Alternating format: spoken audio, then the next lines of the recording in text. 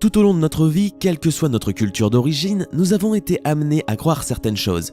Quand on a vécu assez longtemps, on prend tout à sa juste valeur sans vraiment se poser de questions.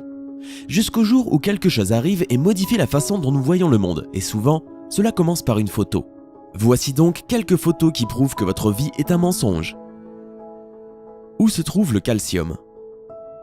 Les parents essayent tant bien que mal d'ajouter certains nutriments essentiels dans l'alimentation de leurs enfants. Que l'on soit enfant ou adulte, on cherche généralement à avoir un apport en éléments nutritionnels nécessaires pour la santé tout en continuant de consommer de la malbouffe. Donc, lorsqu'une entreprise comme Hershey a sorti le sirop au chocolat enrichi en calcium, les gens ont presque dansé dans les rues parce qu'ils pouvaient continuer à manger ce qui leur faisait plaisir tout en faisant du bien à leur corps. Cette photo est donc l'une des plus tristes et révèle un vilain petit mensonge. Les informations présentes sur la bouteille indiquent que le sirop est enrichi en calcium, mais lorsque vous regardez bien en détail l'étiquette nutritionnelle, il n'y a pas de calcium. Même la FDA, l'Agence américaine des produits alimentaires et médicamenteux, a dû émettre un avertissement en disant que Hershey n'était pas honnête avec leurs affirmations et qu'il ne fallait pas abuser de la consommation de ce sirop. L'orange n'est pas de l'orange. Ce fruit a le nom le plus approprié de la planète. Une orange est orange. Orange est la couleur des oranges, le lien est tellement évident que l'univers pourrait imploser. Mais nous avons du nouveau pour vous et cela pourrait détruire tout ce que vous connaissez de ce fruit. Les oranges ne sont pas si oranges que ça. Elles poussent généralement vertes, bien que certaines puissent avoir une teinte jaune-orangée. Si vous avez déjà vu un oranger, vous avez peut-être remarqué que les oranges qui poussent sur les branches sont très différentes des oranges du supermarché. Cela est dû au fait que les entreprises alimentaires exposent les oranges vertes au gaz éthylène qui, avec la rupture de la chlorophylle, apporte aux fruits une belle couleur orange. Parfois, ces oranges sont teintées ou nettoyées avec un détergent. Voici donc tous les efforts qui sont mis en œuvre pour les rendre plus jolies et délicieuses. New ou ne?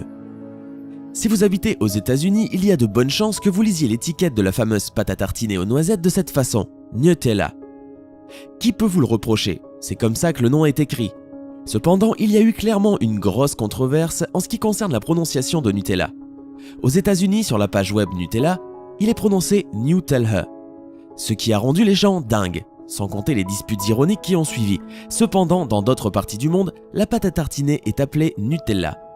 Selon Ferrero, l'entreprise qui fabrique cette délicieuse pâte à tartiner, il n'y a pas de référence pour la prononciation du célèbre produit. On peut se demander si ce protocole n'a pas été créé dans le but de ne pas froisser les gens. Ça pourrait bien être un mystère que l'on ne pourra jamais résoudre. Pas comme sur la photo. On nous a appris à lire les étiquettes et la notice de tous les produits que nous achetons, pas vrai? Eh bien, nous savons que nous devrions le faire, mais nous ne le mettons pas vraiment en pratique.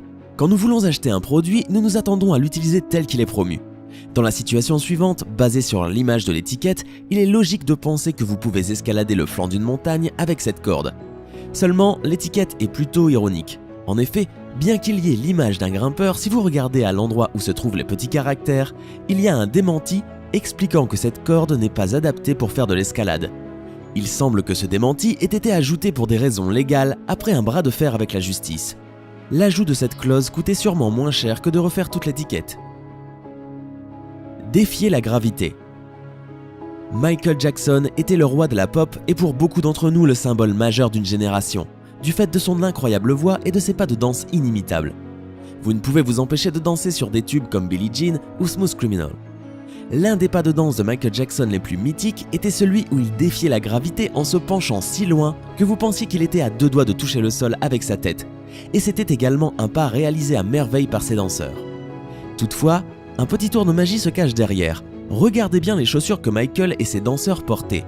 Elles avaient une encoche à l'intérieur et il y avait un objet qui s'élevait comme un clou du sol. Il faisait glisser le clou dans la fente et pouvait ainsi se pencher aussi loin qu'il le pouvait, sans tomber. Même pas doublé. Le nom suffit à nous faire croire que le fabricant dit la vérité. Double Oreo. Nous aimons la crème qu'il y a entre les deux cookies de chocolat et le double Oreo semblait être le paradis que nous attendions, jusqu'à ce que le méga Oreo arrive. Cependant, quelques personnes ont décidé de mettre les affirmations de ce cookie à l'épreuve et ont simplement pris la crème de deux Oreos normaux et les ont rassemblés. Quand les gens ont comparé le cookie avec la crème de deux cookies originaux au double Oreo, ils ont découvert que le cookie original, volontairement doublement garni, était plus gros que le produit commercialisé soi-disant doublé. Manque de roux. Dans les films Harry Potter, l'une des caractéristiques évidentes des membres de la famille Weasley sont leurs cheveux roux. Cette caractéristique est référencée dans la franchise complète des livres et des films. En regardant les personnages de Fred et George Weasley, vous pourriez être convaincu qu'ils sont de vrais roux dans la vie réelle. Eh bien en fait, les acteurs jouant les rôles de Fred et George sont James et Oliver Phillips et ils n'ont pas vraiment les cheveux roux. Leur couleur naturelle semble plutôt tirer vers le brun. Lorsque l'information a éclaté au grand jour, les fans d'Harry Potter ne savaient plus quoi penser, surtout lorsqu'on sait que Rupert Grint, l'acteur qui joue Ron, est lui un véritable roux. Cela prouve que parfois, certaines hypothèses peuvent s'avérer être fausses. N'est-ce pas incroyable la facilité avec laquelle une coloration pour cheveux peut tous nous duper? Le Carlton. S'il y a bien une chose pour laquelle Alfonso Ribeiro sera toujours connu, c'est pour son pas de danse épique connu sous le nom du Carlton. Ce pas est devenu une blague présente en soirée et nous a tous inspirés à danser comme si personne ne nous regardait. Le pas a été ainsi nommé d'après le nom de son personnage qu'il jouait dans Le Prince de Bel-Air. Il était adorable et a volé notre cœur. Il est facile de penser que Ribeiro a lui-même créé son pas de danse. Cependant, il nous a étonnés quand il a avoué s'être inspiré de l'apparition de Courtney Cox dans la vidéo de Springsteen, Dancing in the Dark, ainsi que d'un sketch comique d'Eddie Murphy. Bien que l'histoire sur l'origine du Carlton ne soit pas ce que l'on imaginait, nous pouvons tout de même apprécier la danse incroyable que ce genre du comique a créée. L'autre fils. Et puisque l'on parle du Prince de Bel-Air, parlons donc de Will Smith. Depuis son passage dans ce feuilleton, il s'est constitué un imposant palmarès d'acteur et une notoriété incroyable. Sa vie privée et celle de sa famille est également régulièrement mise en avant dans les tabloïds. Quand vous pensez aux enfants de Will, vous pensez à Hayden et Willow. Mais saviez-vous qu'il y en a un troisième? Son prénom est Trey et il est l'enfant unique du premier mariage entre Will et Sherry Zampino. La raison pour laquelle vous n'entendez pas beaucoup parler de Trey est simple. Il est plus ordinaire que son petit frère et sa petite sœur et il n'a jamais essayé de devenir célèbre. Il est aujourd'hui DJ et travaille dans le monde de la nuit. Bien que tout le monde pense que c'est Hayden qui apparaît dans le clip vidéo Just the Two of Us, il s'agit en réalité de Trey. Les écouteurs. Nous utilisons des écouteurs depuis des décennies. Au fil du temps, ils sont devenus si petits au point de n'être aujourd'hui plus que des bourgeons qui s'adaptent à nos oreilles. Nous avons tous déjà utilisé des écouteurs à un moment donné de notre vie.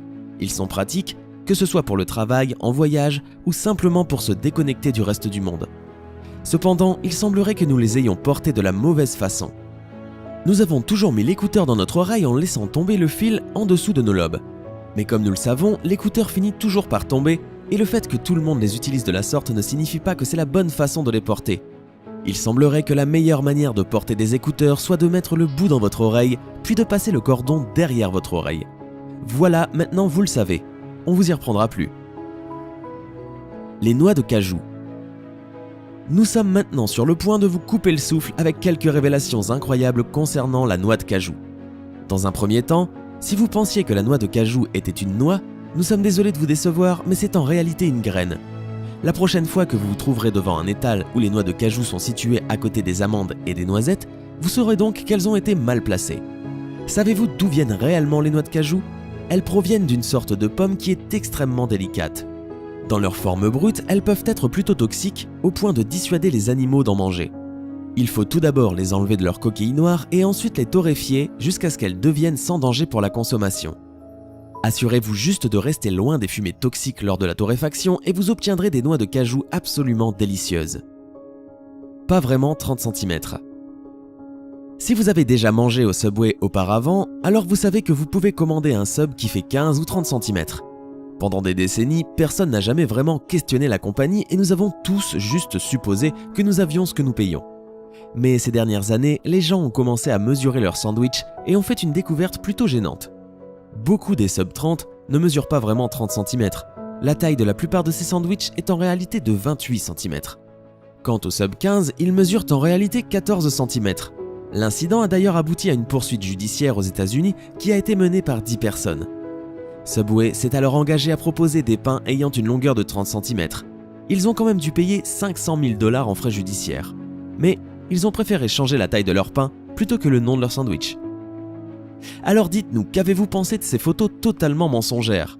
Laquelle vous a le plus étonné?